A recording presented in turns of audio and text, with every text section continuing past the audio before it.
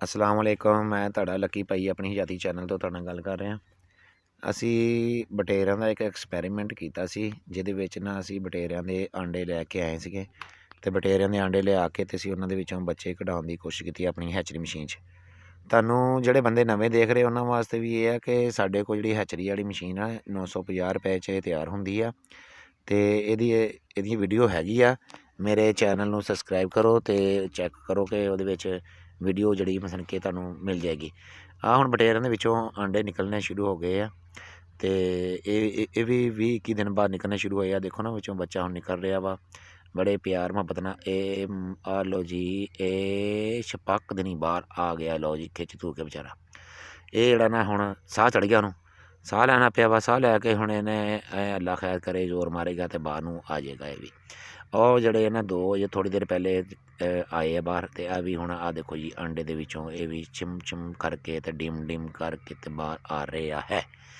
ਇਸ ਵਾਸਤੇ ਆ ਲਓ ਜੀ, ਛਪਕ ਦਿਨੀ ਹੋ ਗਿਆ ਜੀ ਇਹ ਵੀ ਬਾਹਰ। ਹੁਣ ਇਹਨੂੰ ਸੁੱਕਣ 'ਤੇ ਲੱਗਣਾ ਥੋੜ੍ਹਾ ਜਿਹਾ ਟਾਈਮ, ਐਕਟਿਵ ਹੋਣ 'ਤੇ ਥੋੜ੍ਹਾ ਜਿਹਾ ਟਾਈਮ ਲੱਗਦਾ ਵਾ। ਭਾਈ ਜੀ ਤੁਸੀਂ ਵੀਡੀਓ ਨੂੰ ਲਾਈਕ ਅਤੇ ਸਬਸਕ੍ਰਾਈਬ ਨਹੀਂ ਕਰਦੇ, ਵੀਡੀਓ ਬਣਾਉਣ 'ਤੇ ਬਹੁਤ ਟਾਈਮ ਲੱਗਦਾ ਵਾ, ਐਵੇਂ ਵੀਡੀਓ ਨਹੀਂ ਬਣ ਜਾਂਦੀ।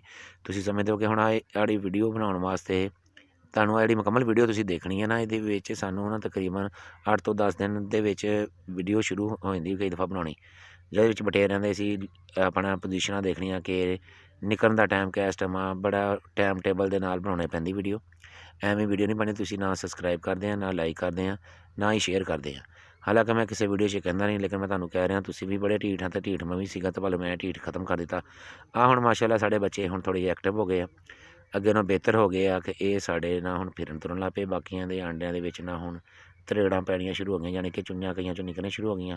ਇਹ ਆਂਡੇ ਸਾਡੇ ਕੋਲ ਸੀਗੇ ਜੀ, ਉਹ ਦੇਖੋ ਨਾ ਵਿੱਚ ਇੱਕ ਸਾਹ ਲੈ ਰਿਹਾ ਵਾ ਤੇ ਦੱਸ ਰਿਹਾ ਕਿ ਮੈਂ ਹੈਗਾ ਵਾਂ ਤੇ ਮੈਂ ਬਾਹਰ ਆਉਣ ਵਾਲਾ ਵਾਂ। ਹੁਣ ਇਹਨੂੰ ਦੇਖਦੇ ਦੇਖਦੇ ਤੇ ਸਾਨੂੰ ਟਾਈਮ ਟੇਬਲ ਵੀ ਦੇਖਣਾ ਪੈਂਦਾ ਵਾ, ਕਿਹੜਾ ਕਿ ਮਤਲਬ ਕਿ ਹੈਚਰੀ ਮਸ਼ੀਨ ਆ ਇਹ ਖੁੱਲ੍ਹੀ ਤਾਂ ਨਹੀਂ ਰੱਖੀ ਜਾ ਸਕਦੀ। ਸਾਨੂੰ ਇਹ ਵੀ ਬੜਾ ਮੌਕਾ ਕੱਢਣਾ ਪੈਂਦਾ ਵਾ ਕਿ ਦੇਖਣ ਵਾਸਤੇ ਕਿ ਹੁਣ ਆਹ ਬੱਚਾ ਦੇਖੋ ਨਾ, ਇਹ ਨਿਕਲਿਆ ਇੱਕ, ਇਹ ਹੁਣ ਵਿਚਾਰਾ ਚਿਊਂ ਤੇ ਮਿਊਂ ਕਰ ਰਿਹਾ ਵਾ ਤੇ ਇਕੱਲਾ ਹੀ ਇਸ ਟਾਈਮ ਨਿਕਲਿਆ ਇਹ ਵਾਲਾ।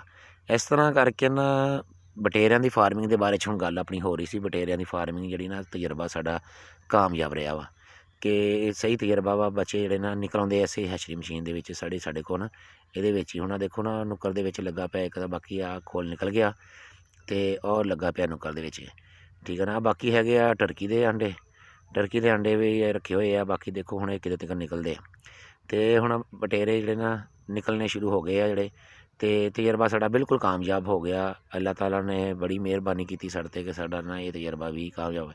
ਇਹ ਆਂਡੇ ਅਸੀਂ ਇੱਕ ਬੰਦੇ ਕੋਲ ਮੰਗ ਕੇ ਲਏ ਸੀਗੇ, ਠੀਕ ਹੈ ਨਾ, ਤੇ ਮੰਗ ਕੇ ਲੈ ਕੇ ਤੇ ਇਹਨਾਂ ਨੂੰ ਅਸੀਂ ਕਢਾਉਣੇ ਸ਼ੁਰੂ ਕੀਤੇ ਆ ਤੇ ਸਾਡੇ ਹੁਣ ਬੱਚੇ ਜਿਹੜੇ ਨਾ ਇਹ ਨਿਕਲਣੇ ਸ਼ੁਰੂ ਹੋ ਗਏ ਆ, ਠੀਕ ਹੈ ਨਾ। ਤੇ ਬੱਚੇ ਜਿਹੜੇ ਨਾ ਇਹ ਹੁਣ ਇਹਨਾਂ ਨੂੰ ਇਨਕੂਬੇਟਰ 'ਚ ਰੱਖਾਂਗੇ ਅਸੀਂ ਤਕਰੀਬਨ 24-25 ਘੰਟੇ। 24-25 ਘੰਟੇ ਇਨਕੂਬੇਟਰ 'ਚ ਰੱਖਣਾ ਇਹ ਜ਼ਰੂਰੀ ਆ, ਕਿਉਂਕਿ ਉਹ 'ਚ ਇਹ ਖੁਸ਼ਕ ਹੋ ਜਾਂਦੇ ਆ ਤੇ ਸਾਰੇ ਸੈੱਟ ਹੋ ਜਾਣਗੇ ਤੇ ਫਿਰ ਉਸ ਤੋਂ ਬਾਅਦ ਜਿਹੜੇ ਨਾ ਬਾਹਰ ਕੱਢਣ ਦੇ ਕਾਬਲ ਹੋਣੇ ਆ।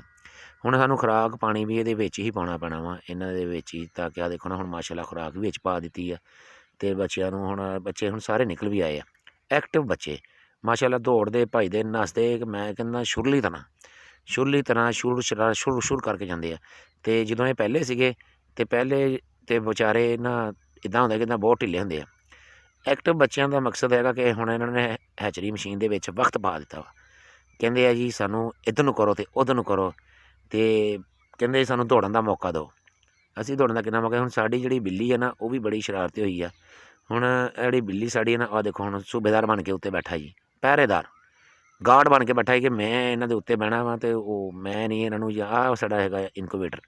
ਦੂਸਰਾ ਇਹ 'ਚ ਹੈਗੇ ਆ ਸੀਲ ਚੂਜ਼ੇ ਰੱਖੇ। ਹੁਣ ਵੀ ਇਹਨੂੰ ਵੀ ਚੁੱਕ ਕੇ ਪਰਾਂ ਕਰਨਾ ਪੈਣਾ। ਚੱਲ ਬਈ ਸੋਹਣਿਆ, ਡੀਮ ਡਾ, ਚੱਲ ਸੁੱਟ ਦਿੱਤਾ ਪਰਾਂ। ਚਲੋ ਜੀ ਹੁਣ ਫਿਰ ਖੋਲੀਏ, ਦੇਖੀਏ ਅੰਦਰ ਪੋਜੀਸ਼ਨ ਕੀ ਆ। ਅੰਦਰ ਪੋਜੀਸ਼ਨ ਫਿਰ ਉਹ ਜੀ ਦਲੀ ਤੇ ਮਲੀ ਤੇ ਦੇ ਦਨਾ ਦਨ ਇੱਕ ਦੂਸਰੇ ਨੂੰ ਘਸੁੰਨਾ ਮੁੱਕੀ, ਚਪੇੜਾਂ ਮਾਰੇ, ਦਵਾ ਦਵ ਠਾ ਕਰ ਰਹੇ। ਆਂਡਿਆਂ ਦੇ ਵੀ ਉੱਤੇ ਹੀ ਦੌੜੇ ਭੱਜ ਰਹੇ ਨੇ। ਇਹ ਤਾਂ ਚੂਜ਼ਿਆਂ ਨਾਲ ਬਹੁਤ ਸ਼ਰਾਰਤੀ ਬੱਚੇ ਆ, ਬਾਕੀ ਇਹ ਜਿਹੜੇ ਨਾ ਬਟੇਰਿਆਂ ਦੀ ਫਾਰਮਿੰਗ ਮੇਰੇ ਹਿਸਾਬ ਨਾਲ ਤਾਂ ਸਹੀ ਆ। ਅਗਰ ਇਨਸਾਨ ਮਿਹਨਤ ਕਰੇ ਤਾਂ ਮਿਹਨਤ ਰੱਬ ਜਿਹੜੇ ਨਾ ਵਾਪਸ ਕਰਦਾ ਵਾ ਬੰਦੇ ਦੀ ਮਿਹਨਤ, ਕਦੀ ਰੱਖਦਾ ਨਹੀਂ। ਹੁਣ ਇਸ ਟਾਈਮ ਨਾ ਚੂਜ਼ੇ ਸਾਰੇ ਜਿਹੜੇ ਬਟੇਰੇ ਨੇ ਠੀਕ ਆ। ਬਾਕੀ ਤੁਸੀਂ ਦੁਆਵਾਂ ਯਾਦ ਰੱਖਿਓ। ਬੜੀ ਮਿਹਰਬਾਨੀ। ਅੱਲਾ ਹਾਫਿਜ਼।